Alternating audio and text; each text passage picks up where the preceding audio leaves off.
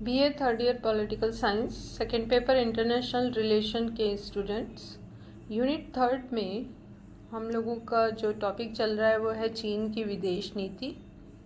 और आज इसमें हम देखेंगे इसके विकास के विभिन्न चरण।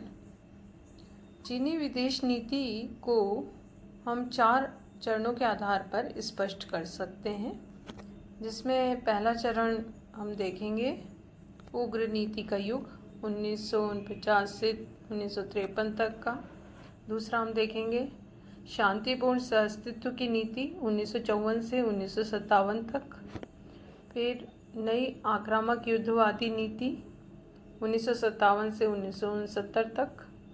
और फिर चौथा हम देखेंगे युआन कूटनीति 1969 से लेके वर्तमान समय तक। चीन की विदेश नीति का यदि हम प्रथम चरण देखें तो वो शुरू होता है 1949 से, जब चीन में साम्यवादी शासन की स्थापना हुई। और 1950 में मित्रता संधि और पारस्परिक सहायता की चीन सोवियत संधि संपन्न हुई। 1950 में ट्रेड यूनियंस के विश्व संघ के तत्वाधान में पीकिंग में एशिया और ऑस्ट्रेलिया के देशों का ट्रेड यूनियन सम्मेलन हुआ। इसके साथ ही Vietnam, Myanmar, Indonesia, Malaya, Philippines, इन विभिन्न जगहों पर जो स्वतंत्रता के लिए संघर्ष हुए थे, उसके आधार पर चीन के नेता थे, उन्होंने स्पष्ट किया था कि चीनी जनता का मार्ग अनुसरण करते हुए सशस्त्र संघर्ष के द्वारा एशिया के अधिकांश भाग में क्रांति का विकास किया जाना चाहिए। इस युग में 1949 में चीनी साम्यवादियों ने 2 उद्देश्यों पर बल दिया था।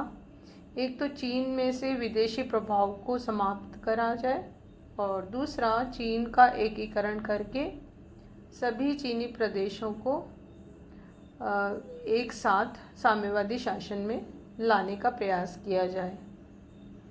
1950 में चीन ने युद्ध विराम के सभी प्रस्तावों को ठुकराया और कोरिया युद्ध में भाग लिया। कोरिया पर आक्रमण के साथ ही चीन ने दूसरी शक्तियों के विरोध की परवाह न करते हुए तिब्बत में अपनी सेना भेजी। 1950 में पीकिंग रेडियो ने यह घोषणा की कि तिब्बत को मुक्त करने का आदेश दे दिया गया है। 1952 में चीन ने युद्ध की नीति में कुछ परिवर्तन भी किए। उसके कुछ कारण थे कि व्यापारिक प्रतिबंधों के कारण आर्थिक कठिनाइयाँ आ रही थी। 1952 में स्टालिन, जो कि सोवियत नेता थे, उन्होंने ये घोषणा की थी कि पूंजीवाद और साम्यवाद का शांतिपूर्ण सहअस्तित्व संभव है। चीन द्वारा ये अनुभव किया जा रहा था कि अमेरिका एशिया में अपनी शक्ति बढ़ा रहा है, और कुछ आंतरिक मामले थे जिसकी वजह से चीन की अर्थव्यवस्था पर प्रभाव पड़ सकता था। तो ऐसे कुछ कारणों की वजह से युद्ध नीति में परिवर्तन चीन ने इस युग में किया। ये जो नीति रही वो उग्र नीति के युग के रूप में जानी जा सकती है। दूसरा जो युग रहा चीन की विदेश नीति का, वो 1954 से 1957 का युग कहा जाता है। ये शांतिपूर्ण सहअस्तित्व की नीति का समय था, जब चीन ने अपनी नीति में कुछ परिवर्तन किया और उसने उदार और मृदु नीति को अपनाना शुरू किया। उसने श्रीलंका के साथ 1952 में एक समझौता किया। उसने संयुक्त राष्ट्र संघ से ये अनुरोध किया कि वियतनाम, मलाया और अन्य देशों से जो युद्ध है वो समाप्त करके वहाँ संधिपूर्ण वार्ता होनी चाहिए। 1953 में इस समय चीन ने कोरिया में भी युद्ध विराम संधि की, तिब्बत के बारे में भारत से संधि की और पंचशील के सिद्धांतों का प्रतिपादन किया। इस समय चीनी नेता थे चाउ एन लाई, उन्होंने शांतिपूर्ण सहअस्तित्व की बात रखी थी। और चीन ने बांडुंग सम्मेलन में भाग लिया। चाउ एन लाई ने 2 कार्यों से अपने शांति प्रिय होने को सिद्ध किया था। एक तो प्रवासी चीनियों के संबंध में इंडोनेशिया से संधि करना, और दूसरा ताइवान क्षेत्र में तनाव कम करने के लिए संधि वार्ता का प्रस्ताव रखना। तो 1957 तक चीन ने 1954 से 57 तक शांतिपूर्ण सहस्त्र की नीति का अपनाया। तीसरा जो चरण है कहा जा सकता है वो 1957 से 1969 तक का काल है। इसमें फिर से परिवर्तन आया चीन की विदेश नीति में, और कठोरता और आक्रामकता की नीति, युद्धवादी नीति का युग इसे कहा जा सकता है। उसने अपना कड़ा रुख अपनाना शुरू किया, बांडुंग भावना लुप्त हो गई, और इसके पीछे कई कारण थे। क्योंकि एक तो सोवियत संघ ने स्पुतनिक अपना उड़ाया था, जो अंतर महाद्वीपीय प्रक्षेपास्त्र था। सैनिक और वैज्ञानिक उन्नति अगर सोवियत संघ कर रहा था तो चीन भी करना चाह रहा था। और दूसरा, सोवियत गुट के देशों की आर्थिक उन्नति बहुत अधिक हो रही थी। और तीसरा, हंगरी का जो विद्रोह था उसके बाद पूर्वी यूरोप के कुछ देशों में साम्यवाद की नीति में संशोधन की मांग हो रही थी। तो चीन इसका प्रबल विरोध करते हुए उसने उग्र आक्रामक नीति को शुरू कर दिया।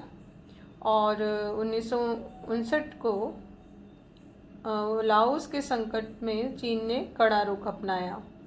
चीन भारत के साथ विवाद में कठोर नीति अपनाने लगा, तिब्बत में कड़ी नीति अपनाई, भारतीय सीमा में अतिक्रमण किया, और 1962 में भारत पर सशस्त्र सेनाओं के साथ आक्रमण भी किया।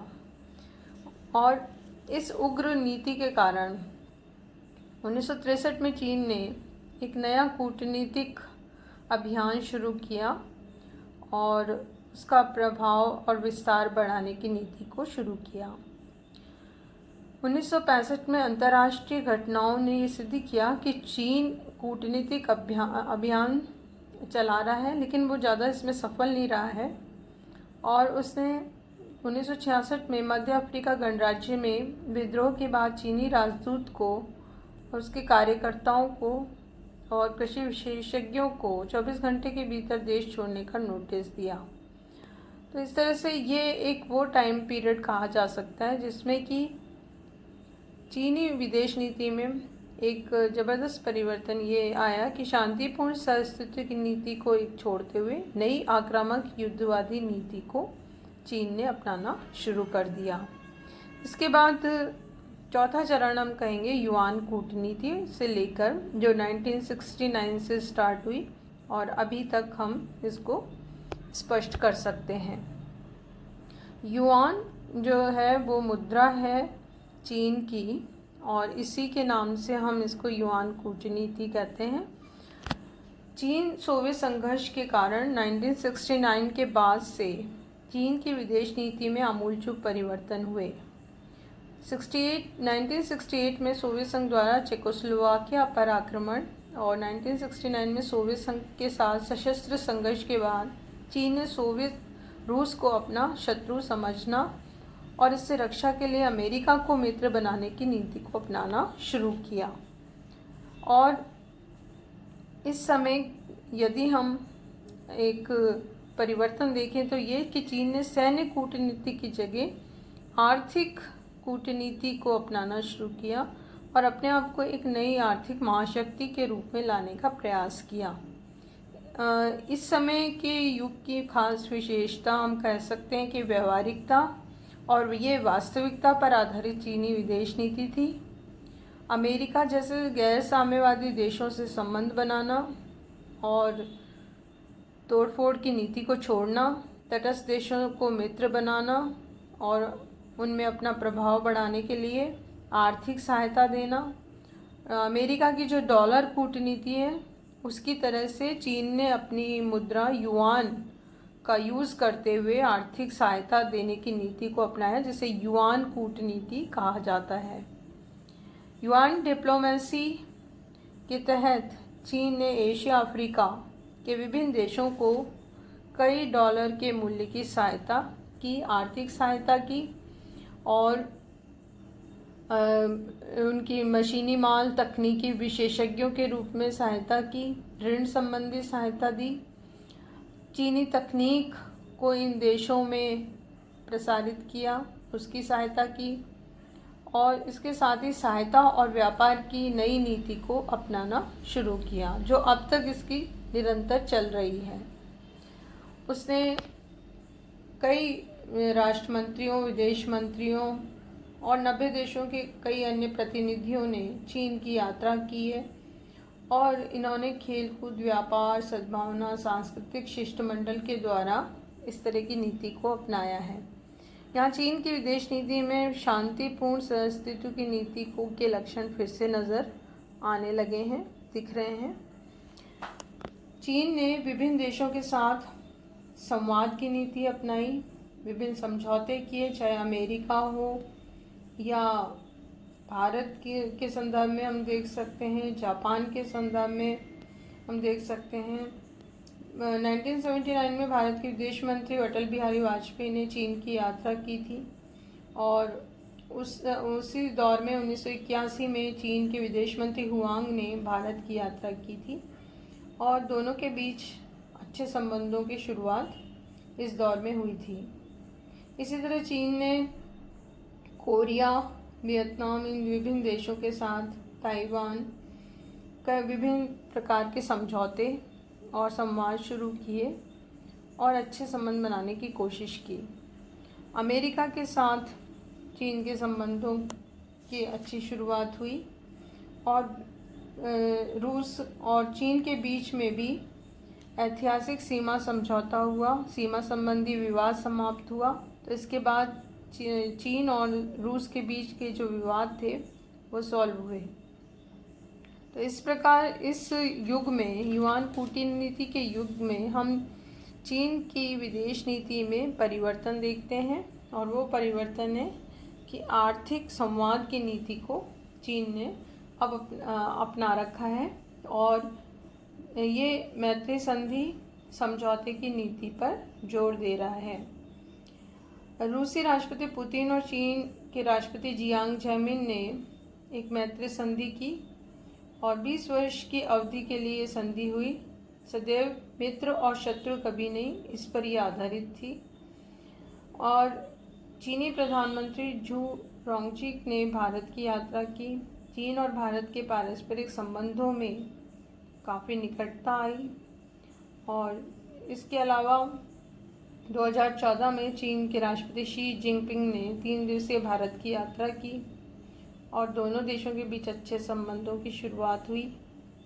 2015 में राष्ट्रपति जिनपिंग ने पाकिस्तान की भी यात्रा की और फिर 51 समझौते पर हस्ताक्षर किए और जिसमें पाकिस्तान को $46 अरब के निवेश की घोषणा की थी।